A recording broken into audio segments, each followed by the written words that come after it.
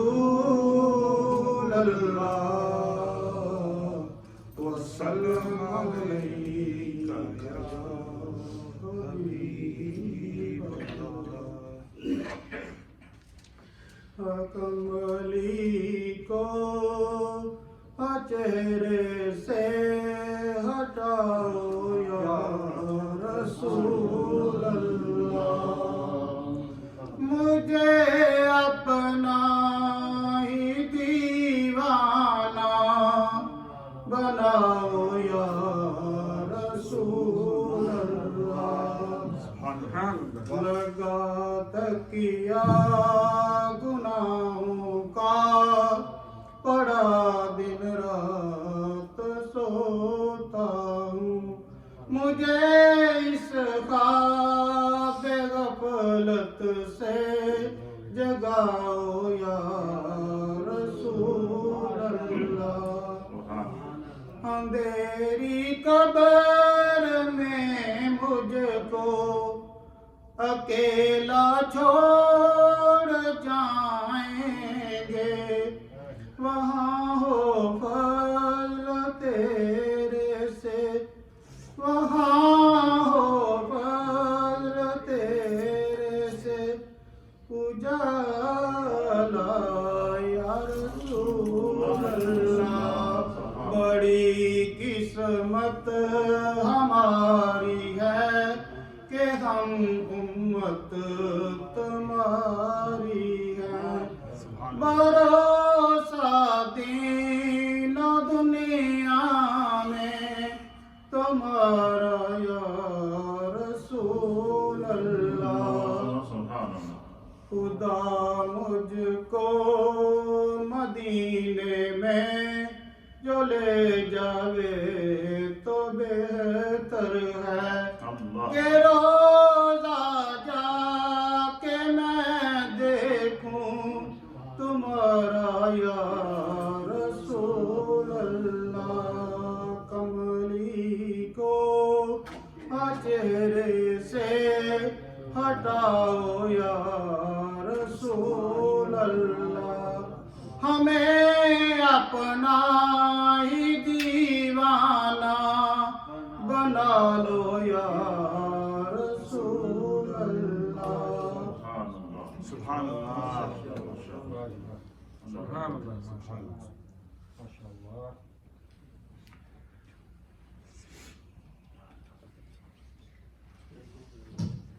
صلی اللہ علیہ یا رسول اللہ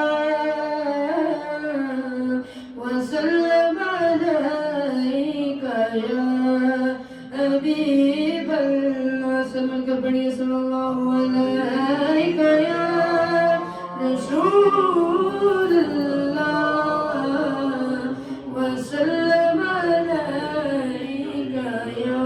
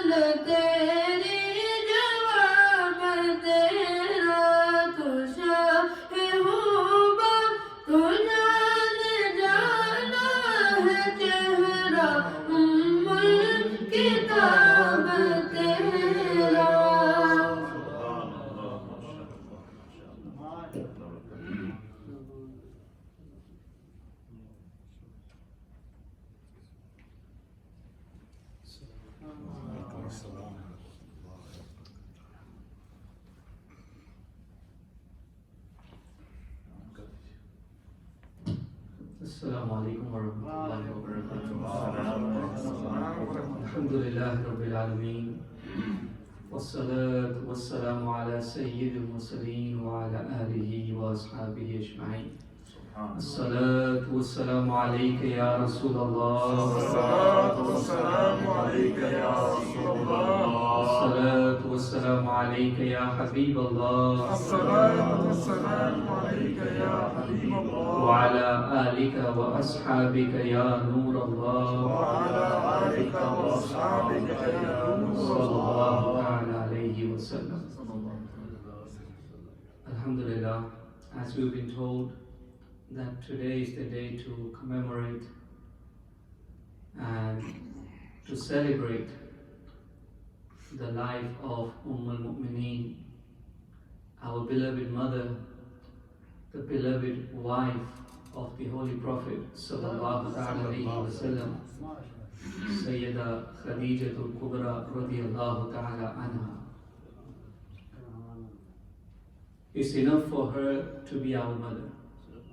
النبي أولى بالمؤمنين من أنفسهم.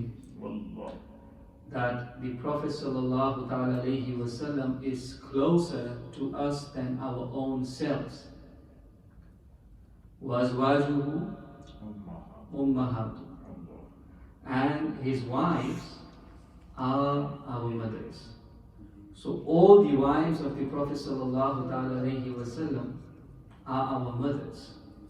This is the karam of Allah subhanahu wa ta'ala, that Allah subhanahu wa ta'ala gave us this nisbah with the household of Rasulullah sallallahu alaihi wasallam. Otherwise we are not worthy of it, isn't it? But alhamdulillah, we are honored and we are proud to say that they are our mothers, and amongst them, the very first one, and to an extent the most important one, and maybe until the Prophet ﷺ married again the most beloved to the Prophet ﷺ was Sayyidah Khadijatul Kubra radiyallahu ta'ala anha. She is an embodiment of Iman, of love, of dedication, of loyalty, and of sacrifice. If you want to see all these, you see in the life of Sayyidah Khadija radiyallahu ta'ala anha. She was a very wealthy woman in Makkah. She had been widowed twice. So 2 of her husbands had passed away. She had reached the age of 40 and did not intend to marry again. She had cried over 2 of her husbands before. And so she thought, this is enough. And because she was wealthy, people were after her money. They would always be looking to make money out of her and so on. She was a very intelligent businesswoman, mashallah. And so she said to Janabi Abu Talib, who was the uncle of the Prophet sallallahu alaihi wasallam, because he was from a noble family, and she thought that he is not a very dunyadar kind of person who's not after her money. And this was actually told to her by her friend called Nafisa. So she called Abu Talib and she said, these people are just after my money, and I can't find anyone who's trustworthy enough who could do business for me and who could take this forward. And Janabi Abu Talib gave her an idea. And he said, all these people, who are small and big traders in Makkah, make them your partners in business. Okay? So whatever they have, just take that and you kind of invest for them or you sell for them. So they become partners. In that way, they will not be after your money. In fact, they will be trying to make more money for you. So that was very intelligent of Janabi Abu Talib. Right? And she accepted that and she practiced that. But then she said that I also send my goods to other regions and other countries for business. So who could take that? And he said, look, I am too old to go out on business trips. And she said, I've heard about your nephew. I've heard about your nephew. And I've never seen him yet, but I've heard that he's very honest, and he's very sincere, and he's very intelligent. And Janabi Abu Talib said that, yeah, he is, but he won't work for you. He won't work for you. He doesn't need to work for you. Like that self-respect that he's got, he's not going to work for you. And she said that I'm leaving it to you to convince him. If you please convince him, I'm going to pay you double. Okay? And I'll pay him double. And Janabi Abu Talib goes to the Prophet ﷺ and he tries to convince him. And the first reply was, okay, no, I'm not going to work for anyone. I don't need to work for anyone. And then he said, if you do, she's going to pay me double. And also you will be helping a widow. You will be helping a widow by doing so. And I said, if that is the case, and if a widow is being helped, then okay, I will go. And that is the first time he goes to the house of Sayyidah Khadija radiallahu ta'ala anha. And when she looks at him, sallallahu alayhi wa sallam, for the first time, he already made a place in her heart, mashallah. Subhanallah. The inside and the outside beauty. Subhanallah. And Sayyidah Khadija radiallahu ta'ala anha, they discussed the business and so on, and the caravan was about to leave. And when the caravan was about to leave, Sayyidah Khadija always sends her servant called Maysara to look after the goods. But this time she's saying, don't worry about the goods. The goods are in safe hands. I want you to look after Muhammad sallallahu alaihi wasallam. Look after him. Muhammad sallallahu alaihi wasallam will look after the goods. I know that. But you make sure that he is safe, and you make sure that he is at ease, and you make sure that he is comfortable, sallallahu alaihi wasallam. And she said, as soon as you step outside Makkah, give him my own camel, the best camel that I have, give it to him. Subhanallah. And the likes of Abu Jahl and all these people were also in the caravan. When the caravan just stepped outside Makkah, Maysara gave that particular camel to the Prophet sallallahu alaihi wasallam, who was only known by Muhammad sallallahu alaihi wasallam then. And Abu Jahl and the likes of Abu Jahl said, you are giving this camel to this young man? He should be working hard. And this camel is fit for like elite and fit for the leaders. And he said, this is what my master said. This is what Sayyidah Khadija said. And Sayyidah Khadija said to him that witness everything that you see on the trip. Tell me everything about him. Tell me whatever happens. And they say that Sayyidah Khadija, her brother, her cousin, Warqa bin Nawfal, was an alim of the Torah and the Injil. So, from the people of the book. And Sayyidah Khadija had also learned from him. And Sayyidah Khadija saw a dream. And in that dream, she saw that a moon is kind of falling on her lap. Something like that, something to do with a moon. And so she asked the interpretation of this to Buhaira, a priest, who was also from the people of the book, a pious man. And he said that it looks like the final messenger has arrived. And if the dream is what you tell me, maybe you will be married to him. And so she started to look, because she had the books in her house, she started to look for the things about the final prophet as mentioned in the books before. So she looked at those things and she studied that, the description of the Prophet ﷺ and how he's going to behave, his behavior and so on. And when the Prophet ﷺ came to see her for the first time or the second time, she was actually trying to match it. Oh yes, everything matches. Yeah, the description matches. And yes, the akhlaq, the character matches. And that is why she said to Maysara that keep an eye and tell me everything what happens. And subhanAllah, when Maysara came and he said that it was amazing what I saw. It was like cloud would shadow over him. Whenever he would sit, the cloud would just stand above him, mashallah. And it's amazing what I saw. And that is when she was convinced that he will be the Prophet of Allah. But this is to come 15 years later. The Prophet ﷺ is only 25 years old at this point. He announces his prophethood at the age of 40. Sayyidah Khadija is already 40 at the time, so she then sends a proposal.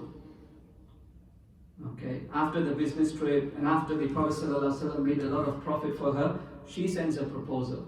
And again, the first reaction was of Abu Talib that, we are not that wealthy. And you are, Malika-e-Arab. Okay, you are the richest person in Arabia. And you want to marry my nephew who's got nothing, but she knew he's got everything. Okay, he's got everything, sallallahu alayhi wasallam. And anyway, the marriage happens, and mashallah, this epic saga of love and dedication begins, where the Prophet sallallahu alayhi wasallam is also so loyal and dedicated, as he always is, alayhi salatu taslim, that he did not marry anyone as long as Sayyidah Khadija was alive. Okay? And she passed away just before Hijrah. And those 15 years, Sayyidah Khadija bore all the children of the Prophet ﷺ, the boys and the girls, except one, Sayyidina Ibrahim. Okay? Radiallahu ta'ala anhu. He was born from Sayyidah Maria Qibtiyya, radiallahu ta'ala anha, al-Mu'mineen. So, these 15 years pass. Then the time comes when the Prophet ﷺ, he retreats to the cave of Hira. He would go there for days at end. And he would spend time there in isolation, in reflection, and doing the zikr of Allah as if he was waiting for something. And Sayyidah Khadija radiallahu ta'ala anha would prepare food for him, give him the tiffin. And at times, if it was, a lot of days that he did not come back, sallallahu alaihi wasallam, she would go with the food. And she would take the food up the mountain, Ghar Hira, on the mountain of Nur. And she would take the food up to the Prophet sallallahu alaihi wasallam.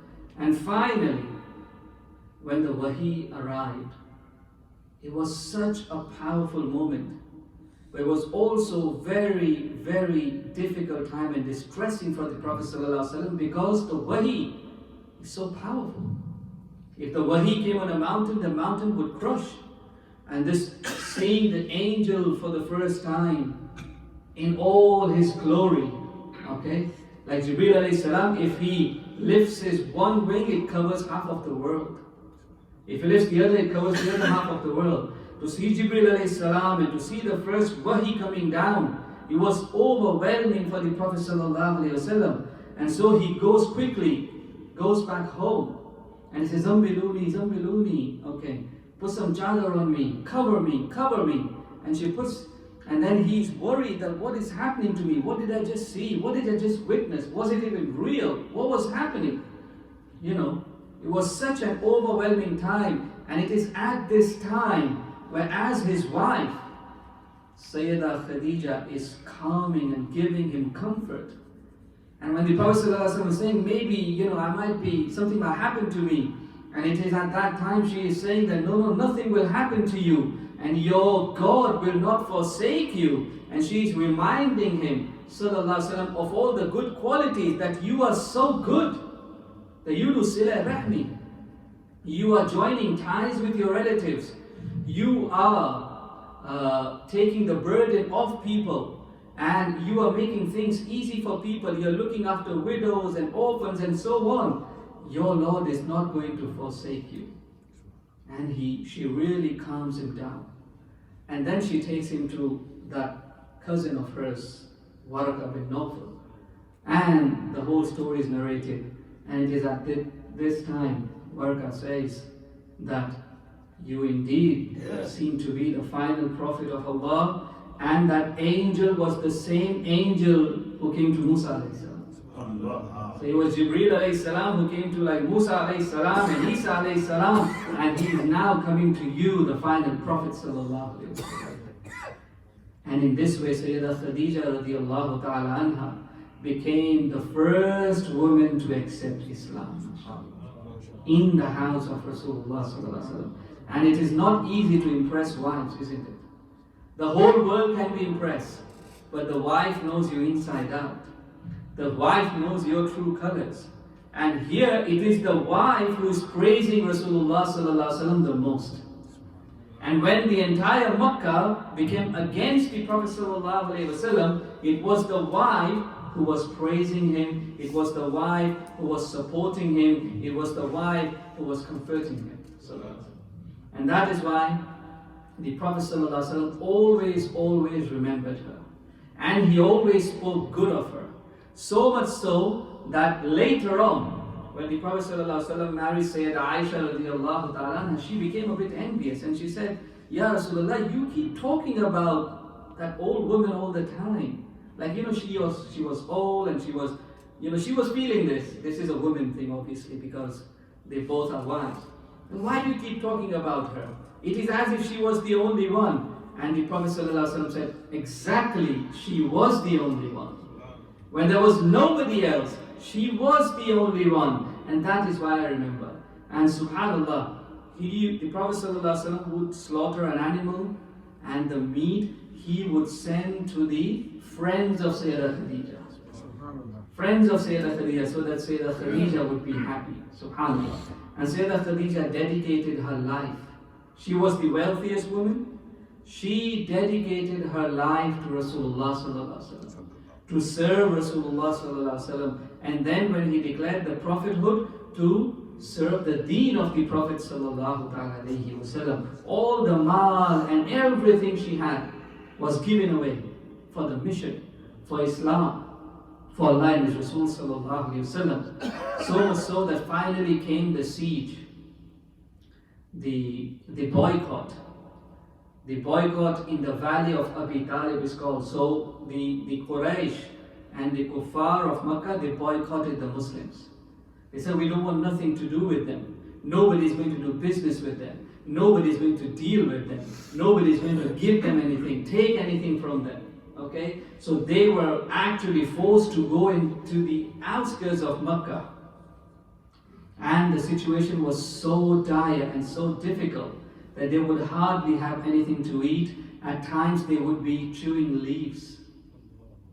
And literally, the barks and the twigs, they would be chewing on that.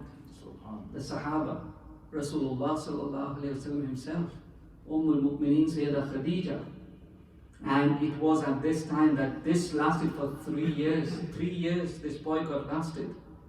And you can imagine the toll it took on the lives of people and on the health of people. And this is when the health of Sayyidah Khadija radiallahu ta'ala had deteriorated. And it was soon after that, the siege, the boycott was over. But a couple of months after that, she passed away.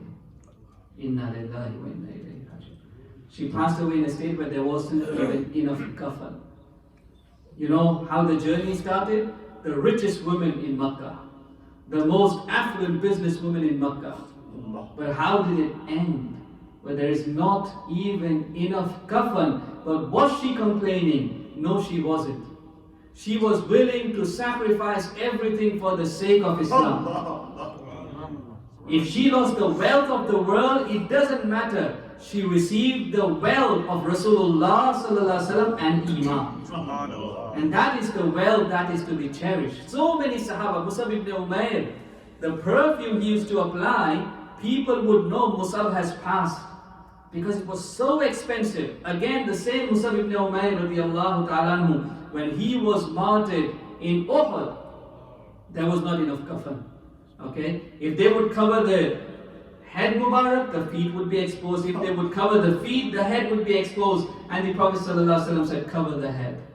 And the feet were exposed. And he was buried in the same manner. But again, Mus'ab ibn Umair would never complain that look what I was and look where Islam brought me to. No, no, no. What is to cherish in Islam is the Iman itself. The companionship of Rasulullah sallallahu alayhi wa sallam. They never complain. They sacrifice everything. And then, mashallah, look at the martaba that Allah gave them. Even today we remember them. Even today we honor them. And they will do so till the day of judgment, mashallah. The sacrifice that they gave will be honored and remembered till the last day, alhamdulillah. But that is our mother, who is resting, mashallah, in Jannatul Ma'ala. What a beautiful place if you have seen where she is resting in Makkatul Mukarramah. If not, then we should go and visit her, inshallah, tabarak wa ta'ala. And today, if you can, do some Fatiha for our mother and remember all the sacrifices that she did for Rasulullah sallallahu alayhi wa sallam. You know, we are going to remember Sayyidah Kainat, Sayyidah Fatima radiallahu ta'ala anha. She is the mother of Sayyidah Fatima. And she is the wife of Rasulullah sallallahu alayhi wa sallam, the daughter of Khuwaylid, Al-Mu'mineen, Sayyidah Khadija radiallahu ta'ala anha, who was the best tajira, businesswoman, but she was also known as Tahira. Even before she married the Prophet sallallahu alaihi wasallam, she was very, very pure in everything. May Allah Ta'ala give us the blessings of our mother radiallahu ta'ala anha in this world and the hereafter. Wa akhiru da'wana alhamdulillahi rabbil alamin. بڑا ایمان افروز گفتگو آپ نے سنی ہے اور حضرت مولانا نے سیدہ ام المؤمنین خدیجہ الکبریٰ رضی اللہ تعالی عنہا کے جو فضائل بیان کیے ہیں میں ان کو دہراؤں گا نہیں، نئی باتیں آپ کو بتاؤں گا، نئی طرف آپ کو لے کر آؤں گا تاکہ پتہ چل سکے کہ دیکھیں ہماری جو ماں ہیں حضرت سیدہ خدیجہ الکبریٰ رضی اللہ تعالی عنہا، ان کو اللہ نے کتنا بڑا شرف عطا کیا تھا. اور دیکھیں اللہ تعالیٰ نے نبی اکرم صلی اللہ تعالیٰ علیہ وآلہ وسلم کو قیامت تک کے لیے نبوت عطا کی اور آخری نبی بنا کر بھیجا. جو آپ دین لے کر آئے وہ دین بھی خاتم الادیان ہے، جو کتاب قرآن حکیم لے کر آئے وہ کتاب بھی خاتم الکتب ہے. اب جب اعلان نبوت فرمانے لگے، اللہ نے چاہا کہ اعلان نبوت کے وقت میرے محبوب کے ساتھ کوئی ایسا بندہ ہو جو میرے محبوب کی دلجوئی کر سکے اور ان کی پریشانیاں، ان کی مشکلات اور ان کے مصائب میں ان کے دکھوں کا مداوا بن سکے. اللہ تعالیٰ کی طرف سے سیدہ خدیجہ الکبریٰ اور رضی اللہ تعالی عنہا کا انتخاب ہوا. یہ انتخاب رب کریم، حتیٰ کہ یہاں تک حضور اللہ نبی علیہ السلام نے فرمایا کہ خدیجہ کی محبت کو اللہ نے میرے دل میں ڈالا ہے. آپ مجھے بتائیں اس خاتون کا کیا مقام ہوگا کہ اللہ نے اعلان نبوت سے پہلے نبی اکرم صلی اللہ تعالیٰ علیہ وآلہ وسلم کی تشفی کے لیے، آپ کے دل جوئی کے لیے جس خاتون کا انتخاب کیا وہ سیدہ ام المؤمنین خدیجہ الکبریٰ تھی. پھر سب سے بڑی بات جو اعزاز حضرت سیدہ خدیجہ الکبریٰ رضی اللہ تعالی عنہا کے حصے میں آیا وہ یہ کہ she was the first lady of Islam. ان کے نام سے اسلام کا آغاز ہوتا ہے. یعنی اور اس حد تک اللہ نے ان کو تدبر عطا کیا تھا، سوچ عطا فرمائی تھی، سمجھ عطا فرمائی تھی کہ ام المؤمنین سیدہ عائشہ صدیقہ نے اس روایت کو بیان کیا کہ حضور نے مجھے بتایا ہے کہ سرکار فرماتے ہیں کہ ایک دن میں بیٹھا ہوا تھا، رات کا وقت تھا، تو میرے ساتھ خدیجہ الکبریٰ رضی اللہ تعالی عنہا بیٹھی تھیں. آسمان سے فرشتہ یعنی حضرت جبریل نازل ہوئے.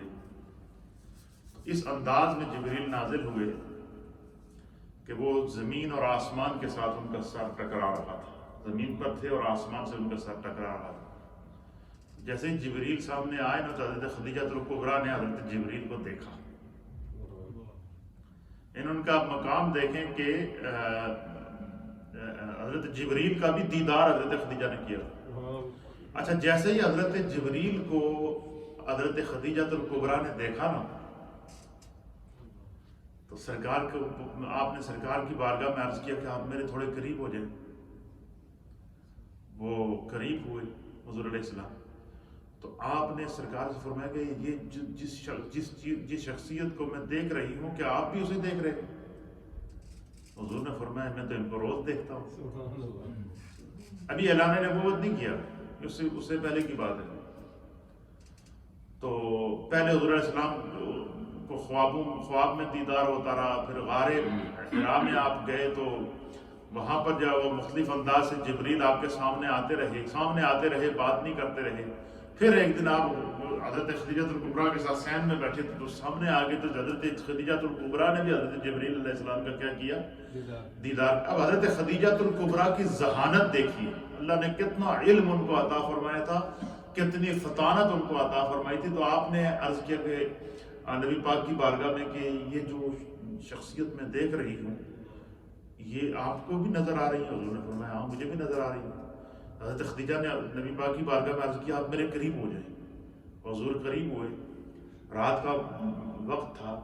تو حضرت خدیجہ الکبریٰ نے اپنا جو کرتا تھا نا، کرتا مبارک اپنا اوپر اٹھایا اور حضور سے فرمایا کہ آپ اپنا سر اس کرتے کے نیچے لے آئیں. اپنا سر کیا کریں؟ میرے کرتے کے نیچے لے آئیں. اور جب حضور علیہ السلام نے اپنا سر کرتے کے نیچے لایا اور آپ کے پیٹ کے ساتھ، حضرت خدیجہ الکبریٰ کے پیٹ کے ساتھ سرکار دو عالم صلی اللہ علیہ وسلم کا چہرہ مبارک ٹچ ہوا اور اوپر آپ نے کرتا دے دیا. پھر حضرت خدیجہ نے عرض کیا کہ یہ بتائیں کہ اب آپ کو وہ نظر آ رہا ہے؟ کیا کہا؟ اب آپ کو وہ نظر آ رہا ہے جو پہلے نظر آ رہا تھا؟ حضور نے فرمایا نہیں. آپ نے فرمایا کہ آپ اپنا چہرہ مبارک باہر نکالیں. جب حضور نے باہر نکالا تو حضرت خدیجہ الکبریٰ نے کہا کہ آپ کو مبارک ہو. کیا فرمایا؟ آپ کو مبارک ہو، یہ اللہ کا فرشتہ ہے. حضور نے فرمایا کہ تمہیں کیا معلوم، کہ تمہیں کیا پتہ کہ یہ فرشتہ ہے؟ حضرت خدیجہ الکبریٰ نے عرض کیا کہ میں نے جب آپ سے کہا نا کہ آپ اپنا سر مبارک، اپنا چہرہ مبارک میری قمیض کے نیچے لے کر آئیں، تو میں نے اس لیے کہا تھا کہ اگر یہ شیطان ہوا تو یہ ادھر ہی کھڑا رہے گا، کہے گا بے پردگی ہو رہی ہے میں دیکھوں گا. اور یہ اللہ کا فرشتہ تھا. جیسے ہی میں نے قمیض اپنی جو وہ اوپر اٹھائی تو یہ اس نے چہرہ پھیر لیا، یہ غائب ہو گیا. اور یہ اس نے حیا کی ہے تو یہ اس بات کی علامت ہے کہ یہ خدا کا فرشتہ. اللہ یعنی یہ اللہ تعالیٰ نے یہ حضرت خدیجہ الکبریٰ رضی اللہ تعالی عنہا کو اس حد تک نالج عطا کیا ہوا تھا. وہ جو اسلام سے پہلے کی جو کتب تھی ان کا سارا علم حضرت سیدہ خدیجہ الکبریٰ کو تھا. پھر آپ یہ دیکھیں کہ سب سے پہلے اسلام کو قبول کرنے والی ام المؤمنین سیدہ خدیجہ الکبریٰ ہے. تو اس کا معنی جو ہماری مائیں بہنیں اس وقت مجھے سن رہی ہیں اور سوشل میڈیا کے ذریعے مجھے دیکھ رہی ہے، اس میں ہمارے لیے پیغام کیا ہے کہ اسلام لانے میں، اسلام کی خدمت کرنے میں اور اسلام کے لیے مال خرچ کرنے میں عورتیں مرد سے آگے ہیں. عورتیں مرد سے آگے ہیں. جس طرح کہ مولانا نے آپ کو اشارہ دیا ہے کہ سیدہ خدیجہ الکبریٰ عرب کی بہت بڑی تاجرہ تھیں، بزنس وومن تھیں. ان کے پاس بہت بڑا مال و دولت تھا. ان کا کاروبار مکے سے لے کر بصرہ تک پھیلا ہوا تھا، شام تک پھیلا ہوا تھا. اور بصرہ کے اندر آپ کے کاروبار کے قافلے جاتے تھے، تجارت کے قافلے جاتے تھے اور آپ کا مال بیچ کر لوگ جو ہے وہ واپس لا کر آپ کے ساتھ جو ہے وہ تجارت کرتے تھے. تو سیدہ خدیجہ الکبریٰ رضی اللہ تعالیٰ عنہا نے جب نبی اکرم صلی اللہ علیہ وسلم سے آپ کا نکاح ہوا تو آپ کی عمر مبارک کے 40 سال تھی. کتنی عمر تھی؟ اور حضور علیہ السلام کی عمر مبارک 25 سال تھی. اور آپ کے شوہر پہلے 2 شوہر تھے، فوت ہو گئے تھے اور اللہ تعالیٰ نے آپ کا انتخاب کیا. پھر سب سے پہلے نبی رحمت صلی اللہ تعالیٰ علیہ وآلہ وسلم کی شفقت اور کرم دیکھیے کہ حضور رحمت للعالمین ہیں. حضور علیہ السلام کی جتنی بھی ازواج مطہرات امہات المؤمنین تھی ان میں سے صرف ایک ام المؤمنین سیدہ عائشہ صدیقہ رضی اللہ تعالیٰ عنہا تھی جو کنواری تھی. باقی جو جتنی بھی آپ کی ازواج اور امہات المؤمنین تھی یا تو کوئی متعلقہ تھی یا تو پھر بیوہ تھی. کیوں؟ حضور علیہ الصلوۃ والسلام معاشرے کے غریب ضرورت مند طبقوں کو جو ہے وہ ان سے نفرت نہیں کرتے تھے بلکہ ان کو عطا کیا کرتے تھے. تو سب سے پہلے نبی پاک صلی اللہ علیہ وسلم نے حضرت خدیجہ الکبریٰ سے جو شادی کی تو آپ کے شوہر اس سے پہلے 2 آپ فوت ہو چکے تھے، تو آپ کے حضور علیہ الصلوۃ والسلام آپ کے تیسرے شوہر تھے، لیکن سرکار دو عالم صلی اللہ علیہ وسلم نے ان سے سب نکاح کیا. اور پھر حضور نبینا علیہ الصلوۃ والسلام کی جو اولاد تھی، حضور علیہ الصلوۃ والسلام کی اولاد میں آپ کے 3 بیٹے اور 3 بیٹیاں تھیں. کتنی تھیں؟ ہمارے نبی کے کتنے بیٹے تھے؟ 3. اور بیٹیاں کتنی تھیں؟ 3. 3 بیٹوں میں 2 بیٹے اور 3 بیٹیاں. ایک آپ کے ایک بیٹے کا نام قاسم تھا، حضرت قاسم. ایک بیٹے کا نام حضرت عبداللہ تھا، اور ایک بیٹے کا نام حضرت ابراہیم تھا. حضرت ابراہیم جو حضرت ماریہ قبطیہ کے پیٹ سے پیدا ہوئے، اور حضرت ابراہیم کے علاوہ حضرت قاسم، حضرت عبداللہ، حضرت رقیہ، حضرت ام کلثوم اور سیدہ کائنات حضرت فاطمہ الزہرا رضی اللہ تعالی عنہا، یعنی ایک حضرت ابراہیم کے علاوہ نبی پاک صلی اللہ علیہ وسلم کی جتنی اولاد ہوئی ہے وہ ساری کی ساری سیدہ کائنات حضرت سیدہ خدیجہ الکبریٰ رضی اللہ تعالی عنہا کے مدد سے. تو نبی حضور علیہ الصلوۃ والسلام کی ساری اولاد ایک حضرت ابراہیم کے علاوہ ساری کی ساری حضرت خدیجہ الکبریٰ رضی اللہ تعالی عنہا کے بدن سے پیدا ہوئی ہیں. یہ ہمیں پتہ ہونا چاہیے. آپ کا جو سلسلہ نسب اور تعارف اہل سیر نے لکھا ہے، علامہ ابن اسیر جزری رحمۃ اللہ علیہ نے لکھا ہے. آپ بیان کرتے ہیں کہ آپ کا پورا نام خدیجہ بنت خوائلد بن اسد بن عبد العزیٰ بن قصی القرشیہ الاسدیہ. آپ نبی اکرم صلی اللہ علیہ وسلم کی زوجہ مبارکہ اور آپ کی نبوت کی تصدیق کرنے والی سب سے پہلی اسلام کی خاتون تھی. اتنا آپ کے پاس مال و دولت تھا کہ جب سارا کفار آپ کا مخالف ہو گیا، سماجی مقاطعہ کر دیا گیا، حضور کے ساتھ بائیکاٹ کر دیا گیا، اور آپ دار ارقم کے اندر بالکل جو ہے وہ تنہا کر دیا گیا، اس مشکل وقت کے اندر سرکار دو عالم صلی اللہ تعالیٰ علیہ وآلہ وسلم کا اگر ساتھ کسی نے دیا ہے تو وہ حضرت خدیجہ الکبریٰ تھی. پھر سرکار دو عالم صلی اللہ علیہ وسلم فرماتے ہیں کہ میں اعلان نبوت سے پہلے تقریباً 40 دن تک حضور علیہ الصلوۃ والسلام غار حرا میں جا کر چلا کیا کرتے تھے. غار حرا کہ کتنا بڑا مشکل پہاڑ، آپ جو لوگ گئے ہیں آپ نے دیکھا ہوگا. سرکار نے 40 دن وہاں گزارے. حضرت خدیجہ الکبریٰ رضی اللہ تعالیٰ عنہا کیا کرتی، حضور کے لیے کھانا لے کر جاتی تھی. اور کیونکہ انہوں نے حضور علیہ السلام کی عادات کو دیکھ لیا تھا، ان کو اندازہ تھا، لیکن وہ صرف اس انتظار میں تھی کہ خدا کی طرف سے حکم کب آتا ہے کہ میں اس آقا کی جو پر ایمان لے کر آؤں. تو حضرت خدیجہ الکبریٰ رضی اللہ تعالیٰ عنہا جو ہے وہ آپ کے لیے کھانا لے جایا کرتی تھی. پھر جس وقت اعلان نبوت کا وقت آیا، وہ بڑی ایمان افروز بات ہے، یہ بھی آپ سنیں گے آپ کو بڑا ایمان تازہ ہو. حضور علیہ الصلوۃ والسلام فرماتے کہ اعلان نبوت کا جب وقت آیا تو میرے پاس جبریل آئے. کیا آئے؟ جبریل آئے غار حرا کے موقع پر. وہ غار حرا میں تھے نبی علیہ الصلوۃ والسلام. تو جبریل علیہ السلام حضور کے پاس آئے تو جبریل علیہ السلام نے سرکار دو عالم صلی اللہ علیہ وسلم کے پاس آ کر اپنا پر مارا زمین کے اوپر. کیا کیا؟ زمین پر پر مارا. تو اس جبل نور کہتے ہیں اس پہاڑ کو. غار حرا کے جو پہاڑ ہے وہ کیا ہے؟ جبل، اس کا نام جبل نور ہے. آپ مکہ میں جائیں، کسی بھی ٹیکسی والے سے یا کسی بھی ڈرائیور سے کہیں کہ میں نے جبل نور جانا ہے تو وہ آپ کو غار حرا کے سامنے نیچے پہاڑ کے نیچے اتارے گا. اب مجھے بتائیں اس پتھر کو، اس پہاڑ کو جبل نور کیوں کہتے ہیں؟ نور کا پتھر، نور کا پہاڑ.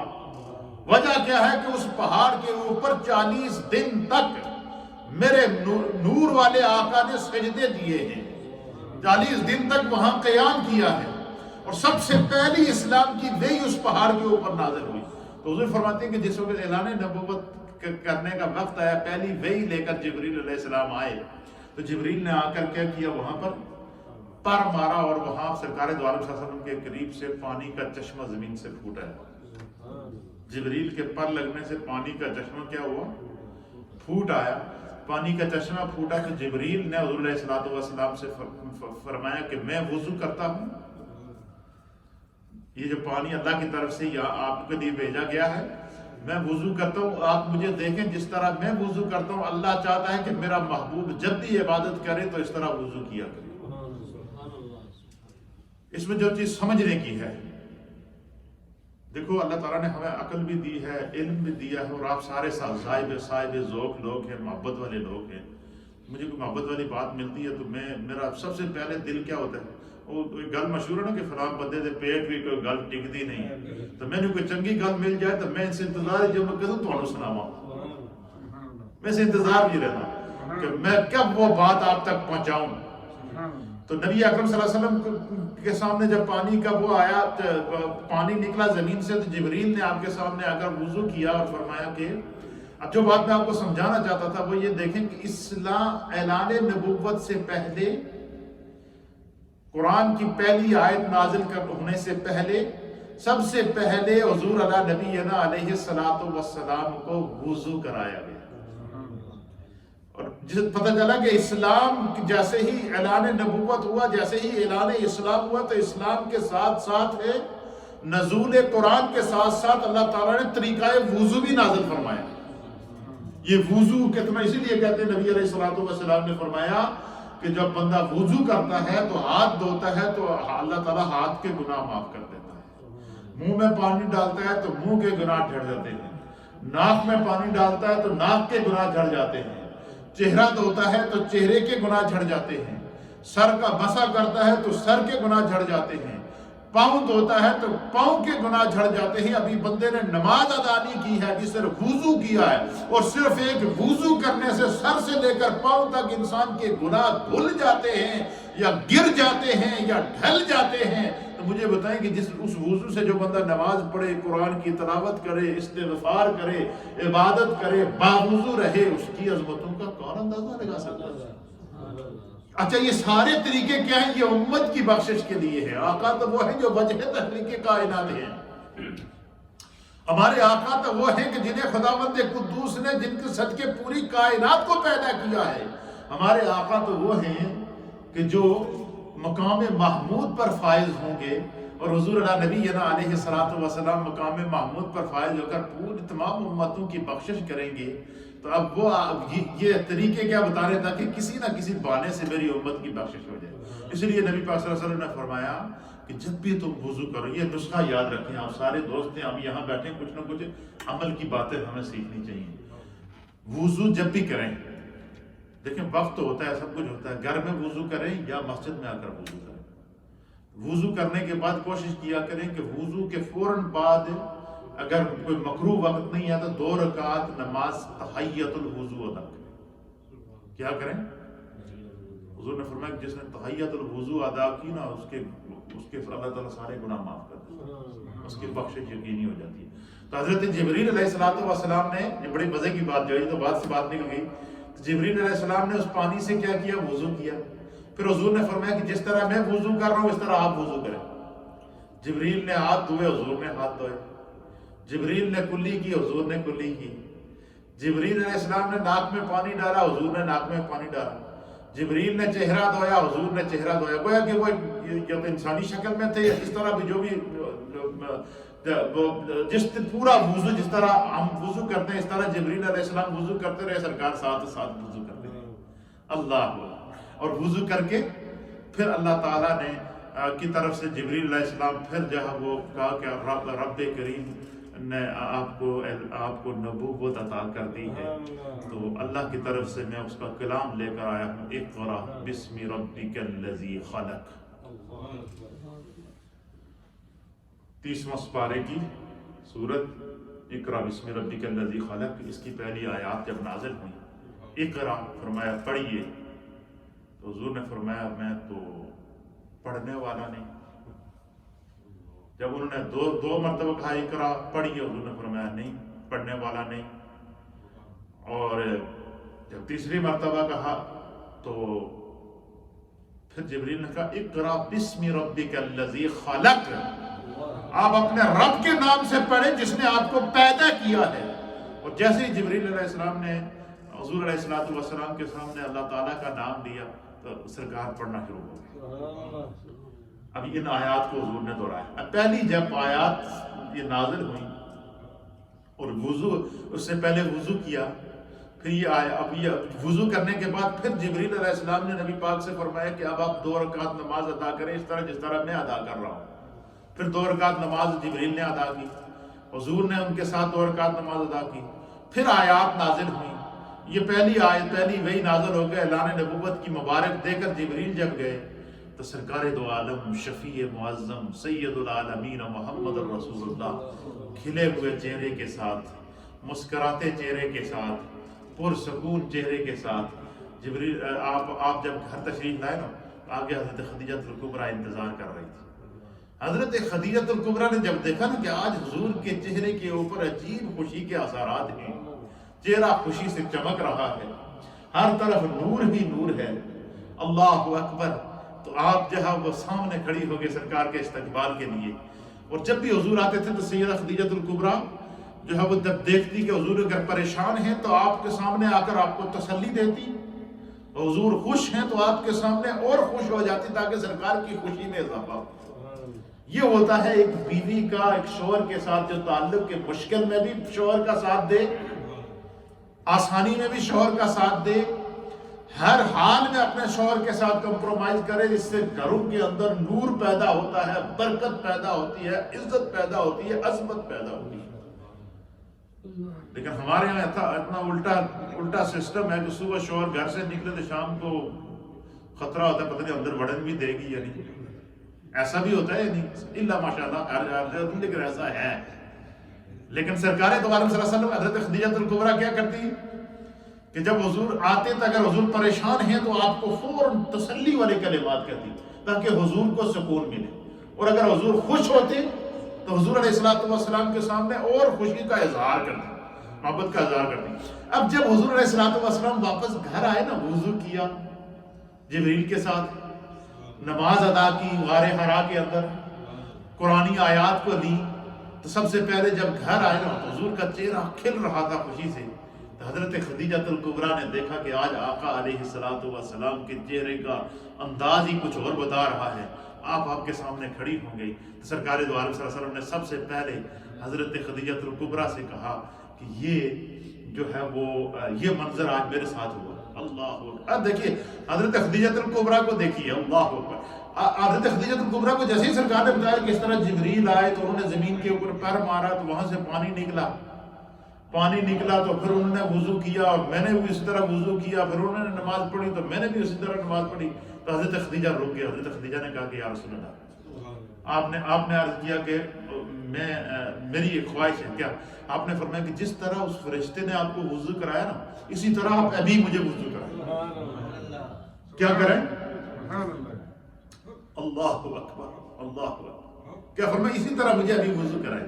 اب پانی لے کر آگے حضور نے سب اسی طریقے سے حضرت خدیجہ کو وضو کرایا جس طرح جبریل نے حضور علیہ السلام کو وضو کرایا. اور اس کے فوراً بعد جب سرکار گھر تشریف لائے تو حضور علیہ السلام نے حضرت خدیجہ نے عرض کیا کہ جس طرح فرشتے نے آپ کو وضو کرایا ہے اسی طریقے سے آپ مجھے بھی وضو کرائیں. تو حضور علیہ السلام نے حضرت خدیجہ کو اسی طرح وضو کرایا. پھر عرض کیا کہ جس طرح جو نماز آپ نے پڑھی تھی اسی طرح کی نماز مجھے پڑھائیں، مجھے بتائیں، میں پڑھوں. جب وہ نماز پڑھنے کے بعد، وضو کرنے کے بعد، وہی مصلی پہ کھڑے نماز پڑھنے کے بعد پھر سرکار کی طرف متوجہ ہوئی. اور جب ایک روایت کے مطابق کہ جیسے ہی ان کو وضو کرایا گیا، وضو کرانے کے بعد نماز ادا کی، نماز ادا کرنے کے بعد سرکار کی طرف متوجہ ہو کر کہا اشہد ان لا الہ الا اللہ وحدہ لا شریک لہ واشہد ان محمدا عبدہ ورسولہ. سب سے پہلے ایمان لے کر آئے اور ایمان پورے اہتمام کے ساتھ لائی ہے. اور کہا کہ جس طرح آج پہلی وحی کے موقع پر جبریل نے آپ کے لیے وضو کا اہتمام کیا، جس طرح پہلی وحی کے موقع کے اوپر نبوت کو عطا کرتے وقت جس طرح اللہ تعالیٰ نے آپ کے لیے اہتمام کیا، میں آپ پر ایمان لانا چاہتا چاہتی لیکن میں چاہتی ہوں کہ میں آپ پر ایمان بھی اسی طرح لاؤں جس طرح خدا نے آپ کو نبوت عطا فرمائی ہے۔ یہ ہماری ماں حضرت سیدہ خدیجہ الکبریٰ رضی اللہ تعالیٰ عنہ کا علم تھا، یہ آپ کی ذہانت تھی، یہ آپ کی پاکیزگی تھی، اسی وجہ سے آپ کو طیبہ کہتے تھے، طاہرہ کہتے تھے، اور اسلام کی وہ پہلی خاتون ہیں جو سب سے پہلے حضور نبی علیہ الصلوۃ والسلام پر ایمان لے کر آئے۔ اللہ اکبر۔ اب یہ دیکھیے پھر کیا ہوتا ہے، یہ تو بات ہوئی خوشی کی۔ اب اعلان نبوت سے پہلے جب حضور علیہ الصلوۃ والسلام کو پہلی دفعہ جبریل علیہ السلام کو آپ کا دیدار ہوا غار حرا کے اندر، 40 دن تک آپ نے چلا کیا، یعنی اللہ نے آپ کے دل کے اندر ایسی دنیا کی محبت نکال دی تھی کہ ابھی اعلان نبوت نہیں کیا، 40 دن تک آپ پوری دنیا سے کٹ گئے تھے۔ 40 دن تک اس غار حرا کے ان پہاڑوں کے اندر آپ وہیں پہ رہے، دن کو بھی اور رات کو بھی آپ ان پہاڑوں کے اندر رہے۔ پہلی دفعہ جب جبریل علیہ السلام سامنے آئے 40 دن پورے ہونے کے بعد، تو آپ پر ہیبت طاری ہوئی، خوف طاری ہوا۔ آپ فرماتے کہ میں نے دیکھا جبریل کا ایک پیر مشرق میں، ایک پیر مغرب میں، جبریل کا سر آسمانوں سے ٹچ ہو رہا ہے، ایک عجیب جو صورت تھی ان کی، ایک خوفناک ماحول تھا۔ سرکار گھر آئے اور آ کر حضرت خدیجہ الکبریٰ سے کہا کہ، اور آپ پر کپ کپی طاری تھی، اور فرمایا کہ حدیث کے الفاظ ہیں کہ فرمایا کہ زملونی زملونی زملونی۔ حضرت جیسے حضور تشریف لائے، حضرت خدیجہ نے دیکھا کہ سرکار پریشان ہیں، آپ کو فوراً کمرے کے اندر لے گئی، لینے کے بعد آپ کو لٹایا، لٹانے کے بعد آپ کے اوپر چادر دی، کمل دیا، کمل دینے کے بعد آپ حضور علیہ الصلوۃ والسلام کے سینے اور آپ کے سر مبارک پر اپنا ہاتھ پھیرتی رہی، حضور کو تسلی دیتی رہی۔ اور تسلی کس طرح دیے وہ الفاظ سنیے، جس کو امام بخاری نے صحیح بخاری کی کتاب الایمان کے اندر نقل فرمایا ہے۔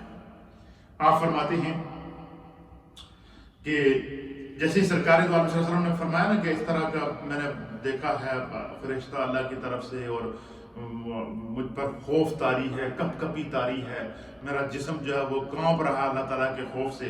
تو حضرت خدیجہ نے آپ کے اوپر چادر دی، آپ کے سر پر ہاتھ پھیرتی ہوئی آپ نے کیا، اب حضور علیہ الصلوۃ والسلام کی جو ہے وہ کس طرح تسلی، حدیث کے الفاظ سنیے، فقالت خدیجہ، حضرت ام المؤمنین سیدہ خدیجہ الکبریٰ نے جب دیکھا نا کہ حضور پریشان ہیں، آپ کے جسم پر کپ کپی طاری ہے، اور سرکار دو عالم صلی اللہ تعالیٰ علیہ وسلم جو ہے وہ ان کے اوپر ایک ہیبت اور خوف کا عالم ہے، سیدہ خدیجہ الکبریٰ نے آپ کے حضور علیہ السلام کے سر پر اور آپ کے سینے پر ہاتھ پھیرتے ہوئے، آپ کو تسلی دیتے ہوئے، آپ کے قدموں کو ہاتھ لگاتے ہوئے آپ نے فرمایا واللہ ما یحزیک اللہ ابدا۔ آپ نے عرض کیا کہ اللہ کی قسم، حضرت خدیجہ الکبریٰ نے ابھی اعلان نبوت نہیں ہوا، سرکار کی پریشانی کو کس طرح تسلی دے رہے۔ اس سے ہمارے لیے، ہماری ماؤں بہنوں کے لیے کیا سبق ہے کہ بسا اوقات کوئی میاں اگر گھر میں آتا ہے، شوہر گھر میں آتا ہے، ہو سکتا ہے اس کو کئی پریشانیاں ہوں، ہزار پریشانیاں ہوں، مشکلات ہوں، اور وہ ایسی پریشانیاں ہوں کہ جسے شیئر نہیں کر سکتا، لیکن چہرہ بتا رہا ہے کہ بندہ پریشان ہے۔ تو اس لمحے بیوی کو شوہر کی ڈھال بننا چاہیے، اس لمحے بیوی کو شوہر کا سکون بننا چاہیے، اس لمحے بیوی کو شوہر کے لیے جو وہ تسلی اور تشفی بننا چاہیے۔ جب حضور علیہ السلام گھر آئے، پریشانی کے اثرات آپ پر طاری، کپ کپی طاری، آپ کو حضرت خدیجہ الکبریٰ رضی اللہ تعالیٰ عنہ تسلی دیتے ہوئے کیا عرض کرتی ہیں، واللہ ما یحزیک اللہ ابدا، فرمایا کہ اللہ کی قسم، میں نے جو آپ کے ساتھ زندگی کے شب و روز گزارے ہیں، 15 سال سے میں آپ کے ساتھ رہ رہی ہوں۔ کتنے سال سے؟ حضور علیہ الصلوۃ والسلام کی حضرت خدیجہ الکبریٰ کی شادی کے بعد 15 سال بعد آپ نے اعلان نبوت کیا۔ جب حضرت خدیجہ سے آپ کا نکاح ہوا تو اس وقت آپ کی عمر مبارک 25 سال تھی۔ کتنی سال تھی حضور کی عمر؟ اور جب حضور علیہ الصلوۃ والسلام نے اعلان نبوت کیا تو اس وقت آپ کی عمر 40 سال تھی۔ تو گویا 15 سال، کتنے سال؟ 15 سال حضرت خدیجہ الکبریٰ کہتی ہے کہ میں نے 15 سال آپ کی خلوتوں کو دیکھا، آپ کی جلوتوں کو دیکھا، آپ کی اداؤں کو دیکھا، آپ کے کردار کو دیکھا، آپ کے گفتار کو دیکھا، آپ پر نازل ہونے والے رب کے انوار کو دیکھا، آپ پر نازل ہونے والے رب کے کرم کو میں اپنے آنکھوں سے دیکھتی ہوں، میں رات کی تنہائیوں میں بھی آپ پر نازل ہونے والے نور کو دیکھتی رہی ہوں، میں دن میں جو آپ پر اللہ تعالیٰ کی رحمت نازل ہوتی ہے وہ بھی میرے سامنے ہے۔ فرمایا واللہ ما یخزیک اللہ ابدا، اللہ کی قسم آپ کا رب آپ کو کبھی تنہا نہیں چھوڑے۔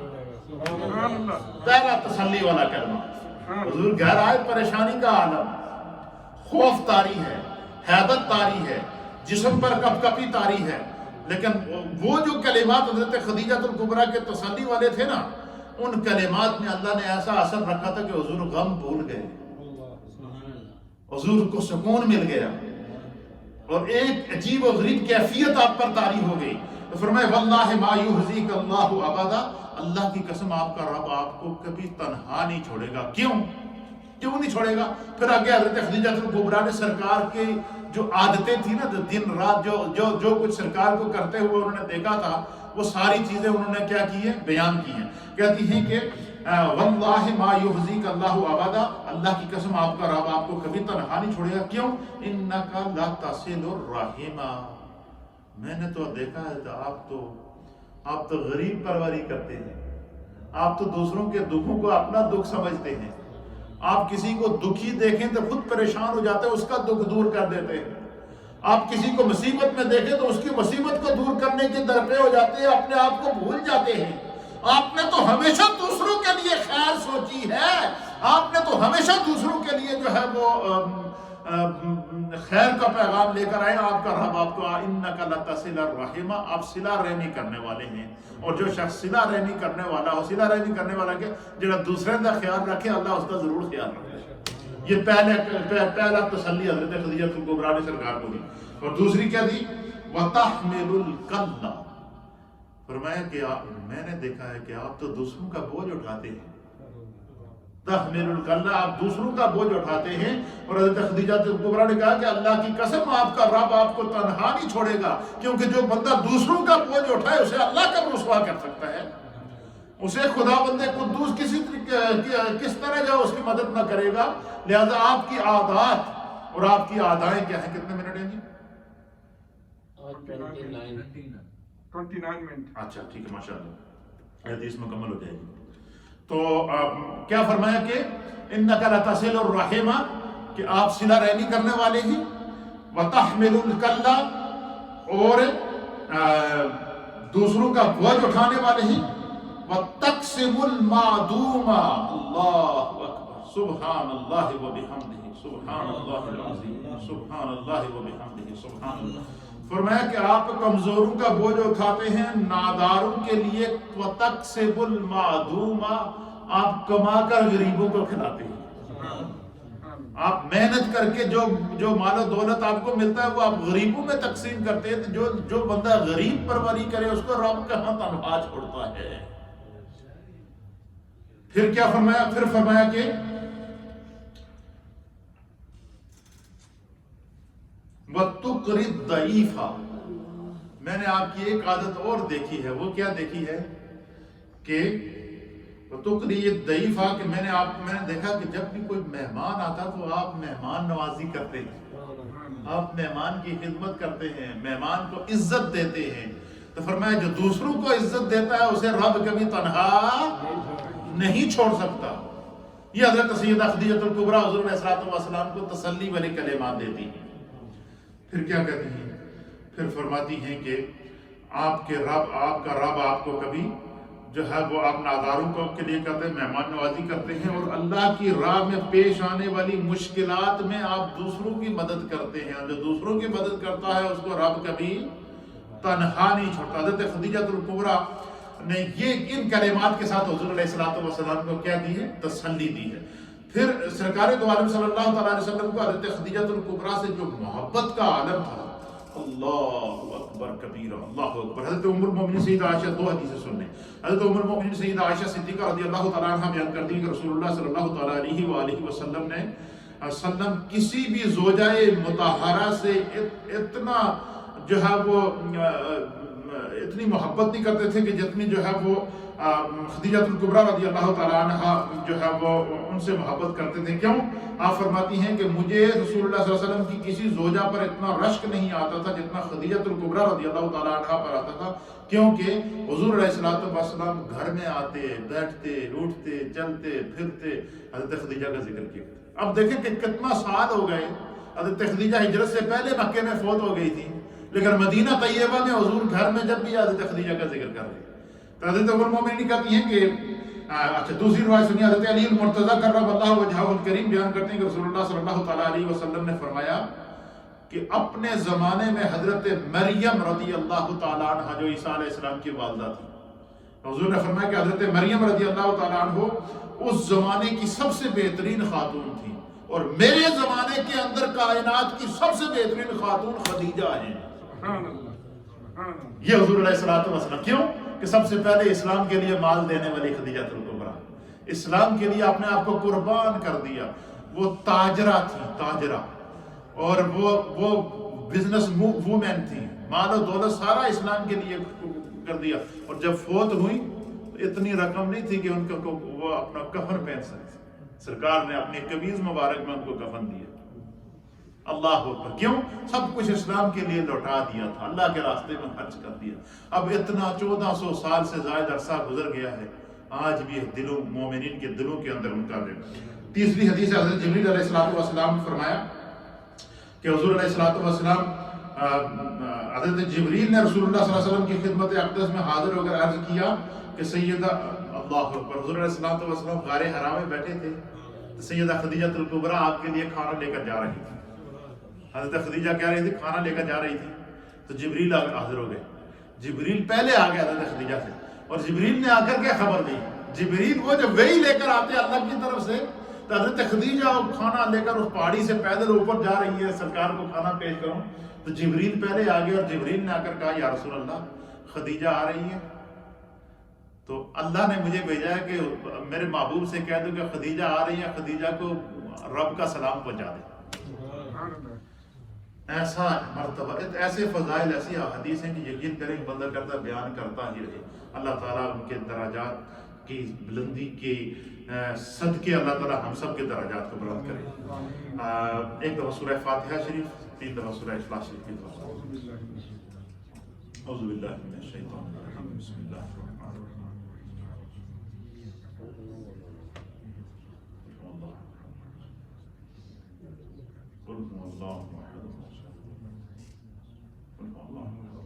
اتنے فضائل اور مناقب ہیں کہ ابھی تو میں نے ایک حصہ بھی بیان نہیں کیا.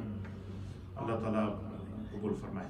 لا الہ الا اللہ الا اللہ الا اللہ، لا الہ الا اللہ الا اللہ الا اللہ، لا الہ الا اللہ الا اللہ الا اللہ، لا الہ الا اللہ محمد رسول اللہ. اللہم صلی علی سیدنا و نبینا و مولانا محمد وعلى آل سيدنا ونبينا ومولانا محمد صلاة دائمة مقبولة تؤدي بها حقه العظيم. يا رب بالمصطفى بلغ مقاصدنا واغفر لنا ما مدى يا واسع الكرم.